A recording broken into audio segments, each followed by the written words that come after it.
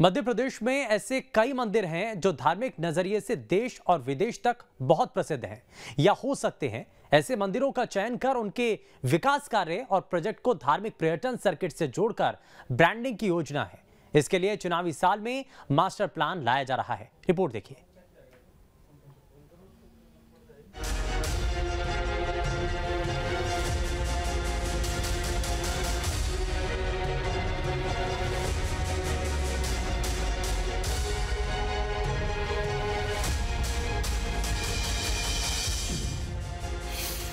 MP में चुनावी साल में बड़ा ऐलान,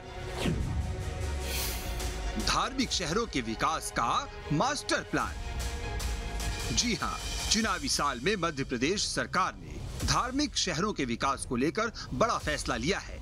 इसके तहत प्रदेश के मंदिरों के साथ धार्मिक शहरों का कायाकल्प किया जाएगा। इनके विकास की रूपरेखा धार्मिकता के आधार पर तय की जाएगी। अर्बन प्लानिंग में इस बात पर जोर रहेगा कि धार्मिक स्थलों और उसके आसपास के क्षेत्रों को रीडेवलपमेंट के साथ संरक्षित भी किया जाए। Geographic information system based online master plan में ही संबंधित शहर की हर जानकारी फीड रहेगी। पहली बार ओंकारेश्वर मास्टर प्लान 2021 तैयार किया गया है। इसी आधार पर अन्य शहरों का मास्टर प्लान बनाया जाएगा। ऐसे धार्मिक स्थलों का भी डेवलपमेंट प्लान बनेगा जो कस्बों की सूची में शामिल है। मास्टर प्लान में श्रद्धालुओं की संख्या के आधार पर प्लानिंग होगी। प्रमुख मठ, मंदिर, नदियां, पार्किंग और रोपवे को लेकर अर्बन प्लानिंग पर जोर होगा। बताया जा रहा है कि उज्जैन में महाकाल लोक बनने के बाद प्रदेश के जितने भी धार्मिक स्थल हैं, उनका विशेष मास्टर प्लान बनाने की प्रेरणा मिली है। बहरहाल अब बात करें मास्टर प्लान की, तो इसके तहत शहर की जनसंख्या और पर्यटकों की संख्या का डाटा तैयार होगा। प्रमुख मठ, मंदिर, आश्रम और अन्य धार्मिक स्थलों की मैपिंग होगी। हर मास्टर प्लान में कम से कम 50 लेयर होंगी। हर महीने 10 लाख टूरिस्ट के हिसाब से अर्बन प्लानिंग की गई है। बहरहाल ये तो बात हुई मास्टर प्लान की, लेकिन ऐलान चुनावी साल में हुआ है, लिहाजा पॉलिटिकल प्लान पर भी चर्चा कर लेते हैं। दरअसल मध्य प्रदेश में कुल 230 विधानसभा सीटें हैं। इनमें 109 सीटों पर 8 धर्म स्थलों का प्रभाव है। महाकाल दरबार का सीधा प्रभाव 33 सीटों पर है। पीताम्बरा पीठ का प्रभाव 28 सीटों पर माना जाता है। राम राजा दरबार का प्रभाव 11 सीटों पर माना जाता है।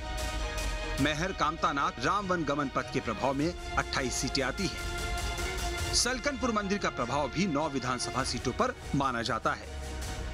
मध्य प्रदेश में धार्मिक शहरों के विकास को लेकर सियासी दलों का क्या कहना है, ये भी सुनिए। कि भारतीय जनता पार्टी की सरकार जब से केंद्र में है और राज्य में है, तब से आप देख रहे हैं कि करतारपुर कॉरिडोर जो लंबे समय से सिखों की आस्था का केंद्र है, उसको खोला गया। उसके बाद आप काशी विश्वनाथ का देखा आपने, उसी प्रकार से बाबा महाकाल का जो दिव्य भव्य कॉरिडोर जो है वो बना है। अब ओंकारेश्वर की बारी है और लगातार जो हमारे संस्कार, संस्कृति, धर्म, आस्था के जो केंद्र हैं, जो पूजनीय स्थल हैं, उनको डेवलपमेंट करने का काम भारतीय जनता पार्टी ने सदैव किया और सदैव करती रहेगी। सरकार को जब चला चला के बेला में अब जब चुनाव के कुछ माह रह गए, तब उन्हें मंदिर और मस्जिदों की याद आ रही है। आदिवासियों की छाती पे गोली चलाकर फंसी सरकार जब जवाब देते नहीं बन रहा है, तो एक नया शगुफा लेकर आई है। महाकाल लोक की तर्ज पर अब मध्य प्रदेश के सभी धार्मिक स्थलों के कायाकल्प को लेकर सरकार एक बड़ा लक्ष्य लेकर आगे बढ़ रही है। इससे न सिर्फ धार्मिक पर्यटन को बढ़ावा मिलेगा, बल्कि बड़े स्तर पर स्थानीय लोगों को रोजगार भी मिलेगा। वहीं जानकारी से चुनावी साल में सियासी नफा नुकसान से भी जोड़कर देख रहे हैं। मध्य प्रदेश के तमाम धार्मिक स्थलों के डेवलपमेंट का प्लान मध्य प्रदेश की सरकार ने बनाया है। अगर हम ओंकारेश्वर की बात करें तो 2031 तक का एक डेवलपमेंट के लिए कहीं ना कहीं जो एक मास्टर प्लान है वो तैयार किया गया है। जाहिर सी बात है, मध्य प्रदेश के अगर धार्मिक स्थलों की हम बात करें, चाहे उज्जैन में बाबा महाकाल के मंदिर की बात करें, नर्मदा के तट की बात करें, ऐसे तमाम धार्मिक स्थलों के डेवलपमेंट का बीड़ा मध्य प्रदेश की सरकार ने उठाया है।